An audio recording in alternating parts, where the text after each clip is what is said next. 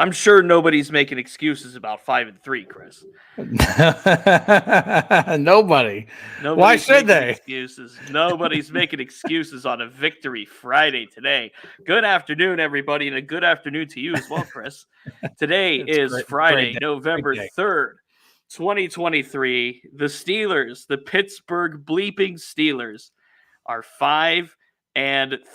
Can you believe it? Who can explain it, man? I can't.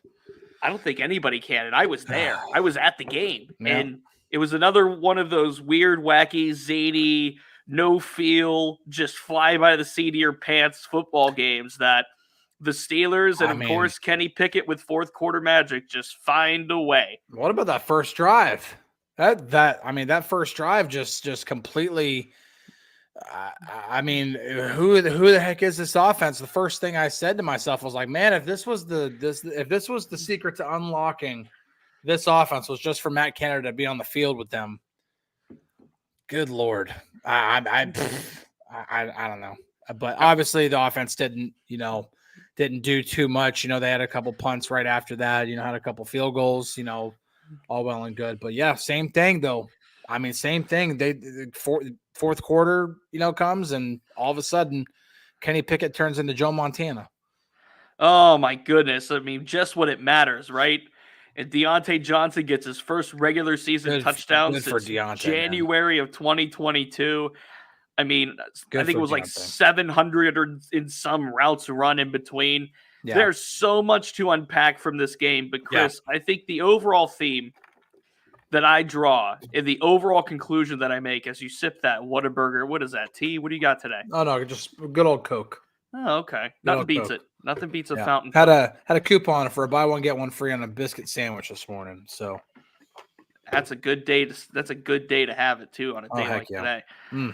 The number one overarching thing that I think I can unpack from watching this football game yesterday is you have to kick the Steelers while they're down. This particular Steelers team. And look, on Tennessee's side, real quick, we'll get it out of the way. Will Levis looks like somebody at quarterback. He does. Will Levis looks like he's an answer for Tennessee. Yeah. And credit to him, okay? In his second career start, short week, he gave the Steelers all he could. And up until that final play, you were really holding on thinking, oh, man, what's going to happen here? Yeah. And there's that little doubt. I don't know if you're a fan or a casual observer on this national audience, but you're like, are the Steelers going to blow this? Is Levis going to do this? And you kind of held on, really, up until that final play, up until Quan Alexander picked him off at the goal line to seal the game for the Steelers. Yeah, to be completely honest, I actually was watching that drive, and even though they they got pretty close, I still didn't think that they were going to let them score. I really didn't. I thought that they were going to lock it down.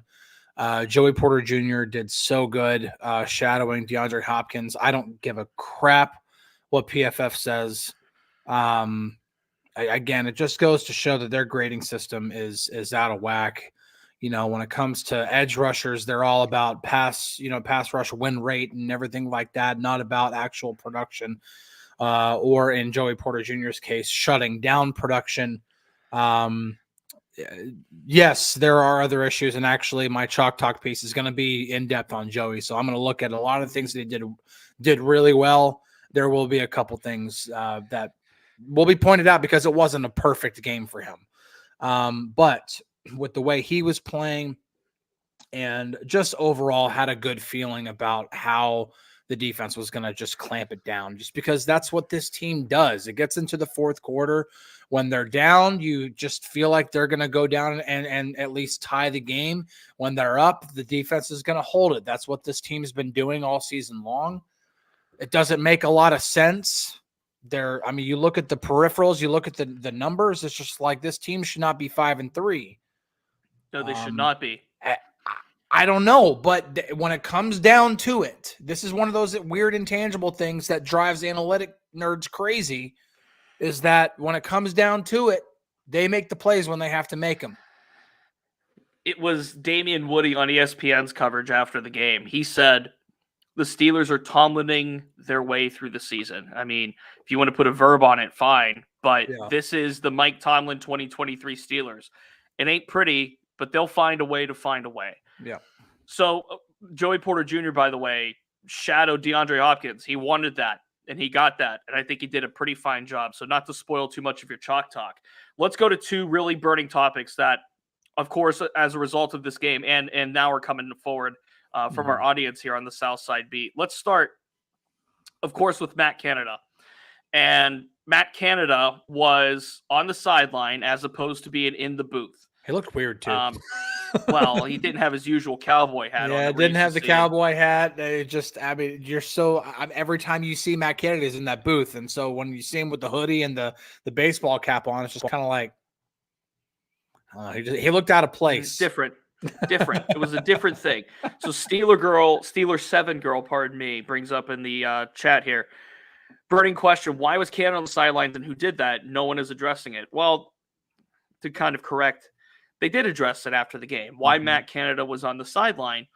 And the move, basically, to wrap up everything that everybody said, was so that he could more directly communicate with Kenny Pickett, with the offensive line, with receivers, with literally whoever he needed to communicate with. And there's something to be said about removing the headset, removing the binoculars, and getting down on the field and getting a feel for things from his players. And keep in mind, when he's in the booth, the headset really just communicates with Kenny. I mean, really the only thing that he's able to get direct line to is Kenny. So this was about, and Mason Cole said it, yeah, he was there.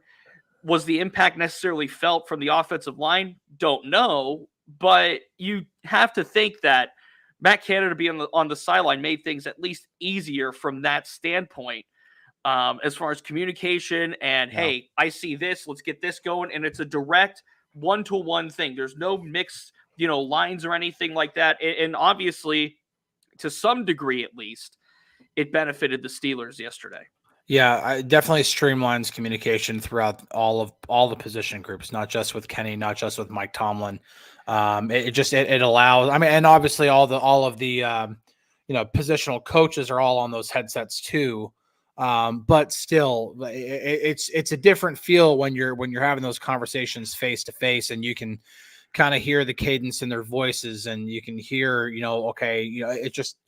it's just easier to talk. And so, it's a human thing. It's easier for us to talk in person than it is in the way we are right now, or over the phone, or via Zoom, or however else. In-person communication is just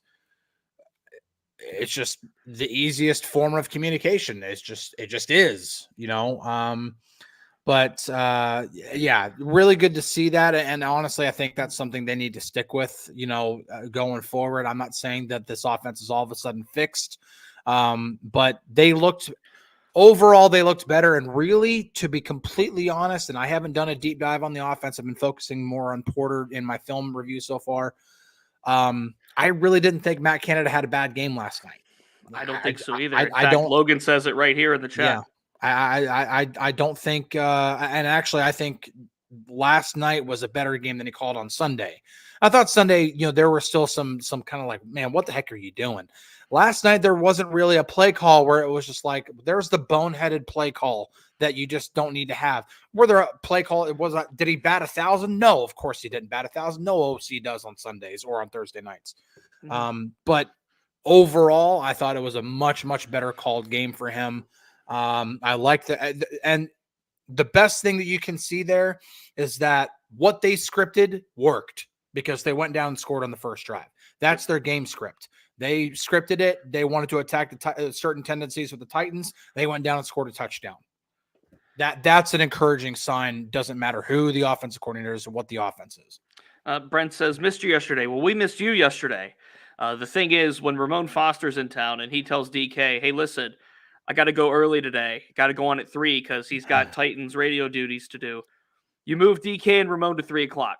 So that's the explanation for that. We were going to try to do it afterward, but obviously, you got to leave for the stadium. I've got, different things that just certain things going on here, which I can't do certain times. So it's just, It happens, it happens. And we weren't going to pass up a possibility for you guys to watch DK and Ramon together. No, that was a really fun watch. Yeah. All right, Crystal is one of the many that have brought up Chukwuekorfor for. And of course, Broderick Jones inserted at right tackle over Chukwuekorfor. Now, this situation to me is a little weird, and not because Broderick was in for Chooks, but the reasoning why. Now, if you looked at the post-game stuff, which you can do it right now on DKPittsburghSports.com, Mike Tomlin, Chukwuekorfor gave mixed reviews, mixed reactions, mixed answers as to why Chooks was benched. Mike Tomlin said he felt, and I'm paraphrasing, that he felt the offense needed a spark. Broderick had looked good in practice, so he gave Broderick a shot. Chooks, however, after the game in the locker room, when I went up to him and said, "Hey man, what's going on?" He said that he was benched as a result of something he said at the end of Sunday's game against Jacksonville. Now, he wouldn't share what was said, to whom it was said. No. All he said was that something came out of his mouth that apparently Mike Tomlin didn't like, and that caused him to be pulled from action. If you notice, he did get a snap on the field yesterday. He did play one snap. They had jumbo package, and Chooks was eligible. No. So he wasn't made inactive. So it wasn't something so out there that he had to be quote unquote disciplined for it by being made inactive for this game. It wasn't a punishment. It was more than likely Mike Tomlin giving him a pat on the behind and saying, "Don't do it again." But now you have to look at what Broderick Jones did, and you'll see my entire focus that you'll read tomorrow morning, Saturday morning on DKPittsburghSports.com. is about Broderick Jones and his impact. I don't think it's any secret, Chris, that the two best games as a collective that the Steelers offensive line has played this season, the Ravens game and the Titans game, are the games that Broderick Jones started. Yeah. And Broderick said Tuesday, Mike Tomlin came up to him and he said, you're playing the right side. And Broderick said, boss said, you do what boss says. Broderick calls Mike Tomlin boss, which I love. And credit to Broderick Jones, as William says here. Broderick Jones killed it. 2 days of notice to play right tackle. Yeah. And you'll see what the main highlight for me was the touchdown run from Najee Harris. Broderick Jones was on the second level like that, like nothing. And of course, he got help from James Daniels, who played great, Isaac Seumalo, who played great.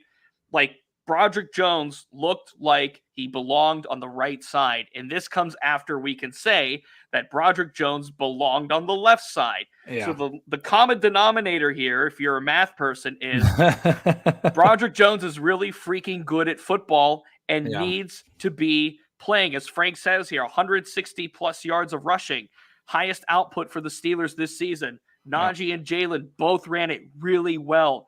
Really well. Jalen was explosive. I think he broke 6 tackles.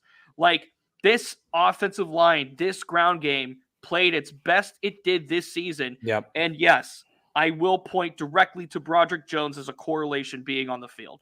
Yeah, it's to me, it's a no-brainer. I mean, fool me once, shame on you fool me once, shame on you. You fool me, you can't get fooled again. I'm doing the George Bush impression. Yeah. Texas, it didn't really come out there the way I wanted it to. You know what I'm saying? Oh my gosh. Good job, W. Let's not go too far into the political well today, though. Oh no, never. But no, seriously. Like, okay, it happens one time. Okay, maybe it's an outlier. I don't think it was. Maybe it's an outlier. It happens again. What does Mike Tomlin say? 2 is a pattern. You got 2 starts. Hey, Spice Creations thought it was funny. So hey, take him where you can get him. Yeah. But no, seriously, you have 1 start on the left side, 1 start on the right side. He was really good in both of those starts. I don't care where you start him now. He's got to be on the field. I don't care if he's at left tackle. I don't care if he's at right tackle. He's got to be on the field. No 2 ways around it. No more excuses. It's now the same thing that it was with Joey Porter Jr. You have a large enough sample size where Broderick Jones has shown he deserves more playing time. And when I say more playing time, I mean starting. He has to start. I mean, yes, I 100% agree with that. He's a dude. And listen, you know, Hodge 3115 says 26-yard run by Najee. Hope we see more of that from him. Listen, last night to me, what the main takeaway that I have from last night when it came to the running game is that's exactly what I envisioned the Steelers' running game to be. It is a true timeshare between Najee and Jalen. You know, it wasn't Najee, you know, taking the vast majority of the carries. Jalen had 11 carries last night. You know, some in that ballpark. I don't have the exact box score in front of me. Yeah, I don't have it in front, but it was pretty close. You know, it wasn't like, oh, it's 80-20 Najee. No, it's a pretty decent timeshare, and they both had good moments. You know, Najee, you know, don't want to see him drop that pass, obviously. But you know, he looked like a better back than he did on Sunday.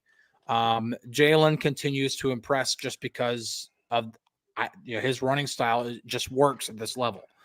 Yeah, and Spice Creation says, I like Najee and Jalen on the field together. They need to do more of that 23 personnel stuff because it works. Yeah, it's a 1-in-1A. It's a 1-in-1A right now. Yeah. And that's completely fine to have. Najee had 16 carries. Jalen had 11, by the way. Yeah, that's not a And then Jalen added 3 receptions. Yeah, that's not like, oh my God, Najee's way out playing Jalen. Like, no, this is how I envisioned the running game to work. And they ran for 160 yards on a team that's really not that. They're not great against the run, but they're not bad against the run either. No. They did it. I mean, they did it. But some other people have brought up another thing, another interesting point, and I think it is something we do need to talk about. Real quick, Hodge, a correction. It was 326 yards. Okay. The passing yards for Pickett was 160. You're a little off there, Hodge, but I'm happy to help. They did not get 400 yards last night. No, they did not. No, they did not. Real quick, while you're looking that up, someone asked for an update on Cole Holcomb. Teresa did. Cole Holcomb more than likely out for the season. Steelers haven't confirmed it, but it's being reported. Yeah. Serious knee injury this late in the season. I mean, I would not count on Cole Holcomb. Now, NFL Network reported this morning that Holcomb was discharged from the hospital. So he's on his way home, which is positive. Of course, probably got a bunch of tests, probably got a bunch of planning, taken care of. And I would assume that some form of surgery is in the cards for him on that just awful play. I mean, you never want to see that to happen. And by the way, I know we mentioned this earlier in the season. Cole Holcomb has been as advertised and more for this defense. He's been good. That's a big loss. It is. All right. So a bunch of people have brought it up, but this is the first one I'm saying. Bob says, Kenny threw some perplexing poor passes yesterday. I don't know if this was a rib issue. I don't know. And when you look at the passing chart, man, it is as it's about as typical as you would expect a passing chart to be. Everything is outside the numbers, almost nothing in the middle of the field, and the vast majority of the completions within, I think, 7 yards of the line of scrimmage or behind the line of scrimmage. And even then, he missed some throws. I mean, the crosser he missed to Pickens, cannot miss that throw. The deep throw to Calvin, it's a deep throw, but he's got nobody over the top. Just throw it out there, let him run underneath it.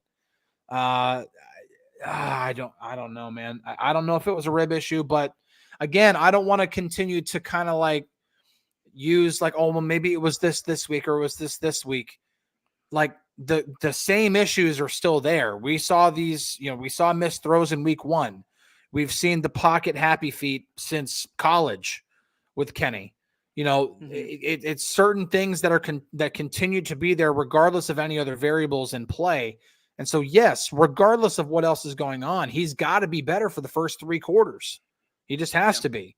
I don't care if he's Tom Brady, Joe Montana, or whatever else in the fourth quarter. It's great what he's doing in the fourth quarter. It's just got to be a more complete performance because they left some drives out there that if he makes a better throw, it keeps going. So how about your defense down the field? So to answer your theory about how far Kenny was throwing it down the field, so to speak, Yeah. 5.3 yards per attempt, 6 air yards per attempt. Both of those are last week he threw for 4.5 yards per attempt and air yards per attempt. And keep in mind, he got injured. So, under pressure quite a bit. The offensive line did not play well. He only attempted 16 passes last week, or rather Sunday, I guess. So if you want to remove that, that's the lowest dating, to the Houston game. So we're talking about his lowest, as far as throwing it down the field in about a month here. So I would say the ribs played some kind of role in that. And look, I would imagine so. And look, with a short week, with game planning the way they had to game plan, I didn't think Kenny Pickett was going to chuck it down the field every play to Deontay Johnson and George Pickens. No. By the way, we have to talk about George Pickens too, because a lot of the comments here, such as this one from Nick, believe that George Pickens is becoming a drama queen of sorts. Now, I wasn't paying much attention to George Pickens on the sideline. Some said that he was visibly not happy about his, again, lack of usage. I mean, 2 catches on 5 targets for -1 yards. That's inexcusable for any offense. And by the way, the touchdown that got called back, he 100% should have gotten 2 feet down. 100%. Watch the screenshot, watch the replay. Yeah. Plenty of room to drag that second foot, and he couldn't do it. Yep. Even so, it's not even just that. I mean, and I'm not going anywhere near this of saying trade the cancer. Like, listen, no. I'm not saying any. No, that's not George. I'm telling you, I know George. Just from a professional standpoint, that's not George. And I don't think it is. And who says that his frustration on the sideline isn't just him being mad at himself for having a bad game? I mean, he wasn't good last night, period. There's no 2 ways around it. George did not have a good game. And it even goes down past the, didn't get the second foot down in the end zone. That's an easy one because it's just easy pickings. The first foot hits almost 5 yards away from the boundary, and he didn't get the second foot down. But almost 5 yards is not that much, but it was a lot. But even like the one where he ran this quick little, it might have been a slant or was an in-breaking route of some kind, and the corner was right there, and he kind of maybe got bumped a little bit right before the pass got there, but it wasn't really close enough to throw a flag. Maybe for last night's crew it was, I don't know. But for most of the point, I had no issue with that not being a flag, regardless of who was officiating the game. But it was like little minutia like that. Like George kind of has the same little moves when it comes to certain routes, and smart cornerbacks will watch that film. When he does this, I know he's breaking in. And so that gives him a tell of, okay, I'm going to jump that route. And that's kind of exactly what happened on that particular play. And so it could just be frustrations mounting for like, listen, I've had 2 catches tonight and I lost yards. That would frustrate me. When I play a really crappy hockey game, whenever I've shot the puck 6 times, I hit the goalie in the chest 3 of those times, and then 3 other times I hit a post, and a crossbar, I'm going to be sitting on the bench freaking pissed off because I had opportunities to score and I didn't score. I'm not mad at anybody else. It could just be that. He also could just be pouting because I'm not getting the ball enough. And if that's the case, then grow up. George Pickens was targeted 5 times. His average depth of target was 4.6 yards, which means he was down the field 4.6 yards on average at the time that Kenny Pickett got rid of the football. Yeah. So George Pickens, being a downfield threat that he is, and the evolving complete receiver that we know and seen that he is becoming, that's a misuse of George Pickens. You can't use George Pickens in that way. No matter how good Deontay Johnson's performing, or no matter how many jet sweeps you're giving to Calvin Austin, or any of the other variables associated with it. That is not how you use George Pickens. I think any reasonable spectator, you, me, anybody in this chat, anybody that doesn't watch football on a regular basis could say, well, why aren't they getting that guy the ball down the field? It's simple. It's simple enough to explain. It's hard enough to get that explanation out of a Kenny Pickett or a Matt Canada or a Mike Tomlin or even a George Pickens. And I don't think George Pickens would want to talk about it as of right now. I didn't see him in the locker room after the game. He got out of there pretty quickly, Well, to be completely honest. Leverage brings it up here. Pickens has doubled a lot. Listen, like teams are paying extra attention to Pickens now, and so that could have something to do with it too. And that's maybe why Pickett's like, why would I try to force that if they're leaving Deontay in single coverage? Which, by the way, to me is just stupid. Why?